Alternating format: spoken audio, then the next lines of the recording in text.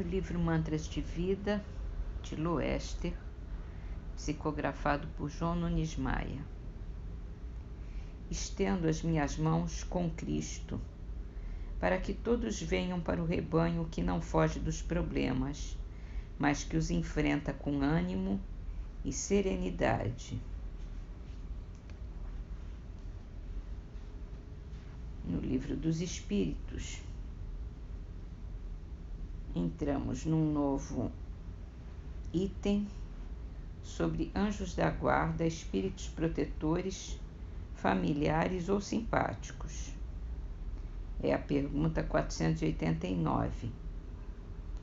Há espíritos que se ligam particularmente a um indivíduo para protegê-lo? Há o irmão espiritual, o que é chamado o bom espírito ou o bom guia. E eu vou ler também a 490. O que se deve entender por anjo de guarda ou anjo guardião? É o espírito protetor pertencente a uma ordem elevada.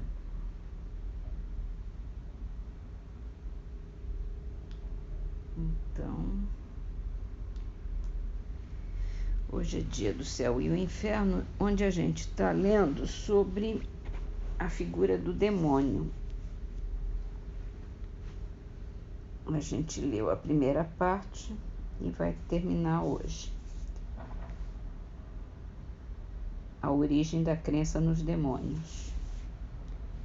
Como se via uma luta incessante entre o bem e o mal frequentemente levava vantagem, que por outro lado não se podia racionalmente admitir que o mal fosse obra de um poder benéfico, concluiu-se daí pela existência de dois poderes rivais governando o mundo.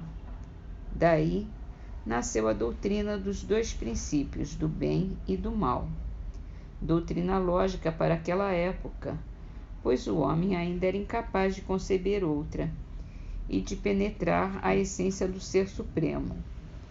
Como poderia ele ter compreendido que o mal não é mais do que um estado momentâneo do qual pode sair o bem, e que os males que o afligem devem conduzi-lo à bem-aventurança, ajudando no seu avanço?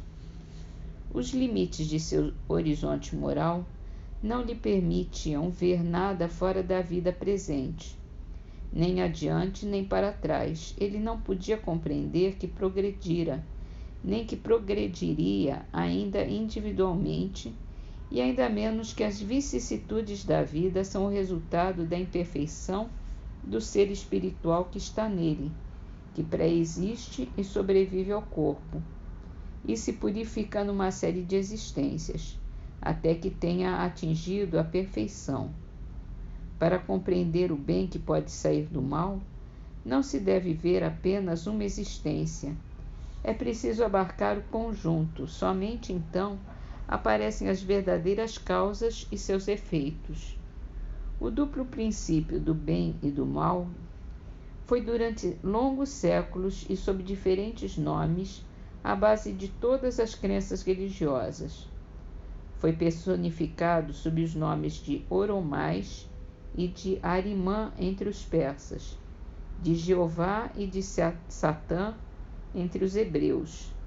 Mas como todo soberano deve ter ministros, todas as religiões admitem poderes secundários, gênios bons ou maus. Os pagãos personificaram-nos sob uma multidão de individualidades, tendo cada qual atribuições especiais para o bem e para o mal, para os vícios e para as virtudes, e às quais deram o nome geral de deuses.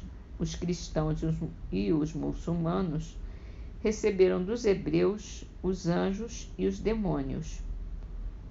A doutrina dos demônios tem, portanto, sua origem na antiga crença nos dois princípios do bem e do mal. Temos que examiná-la aqui apenas do ponto de vista cristão e ver se ela está em relação com o conhecimento mais exato que temos hoje em dia dos atributos da divindade. Estes atributos são um ponto de partida à base de todas as doutrinas religiosas. Os dogmas, o culto, as cerimônias, os usos, a moral, tudo está em relação com a ideia mais ou menos exata, mais ou menos elevada que se faz de Deus, desde o fetichismo até o cristianismo. Se a essência íntima de Deus é ainda um mistério para a nossa inteligência, compreendemo-lo, porém, melhor do que nunca graças aos ensinamentos do Cristo. O cristianismo, de acordo nisso com a razão, ensina-nos que Deus é o único, eterno, imutável, imaterial, todo-poderoso, soberanamente justo e bom, infinito em todas as suas perfeições.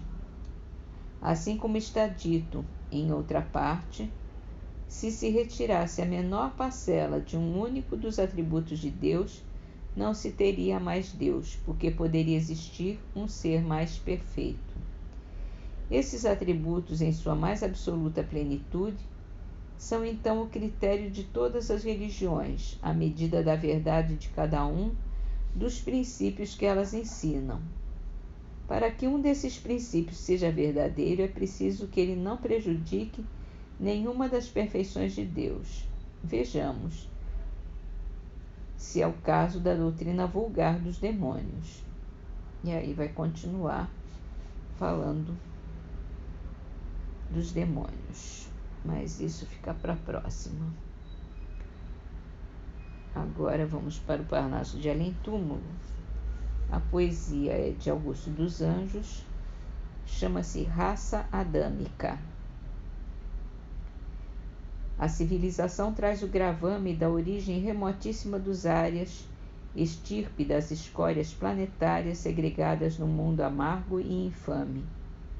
A árvore genealógica de párias faz-se mister que o cárcere a conclame para a reparação e para o exame dos seus crimes nas quedas milenárias.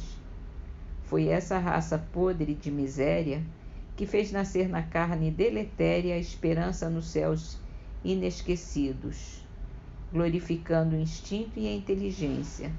Fez da terra o brilhante grau da ciência, mais um mundo de deuses decaídos.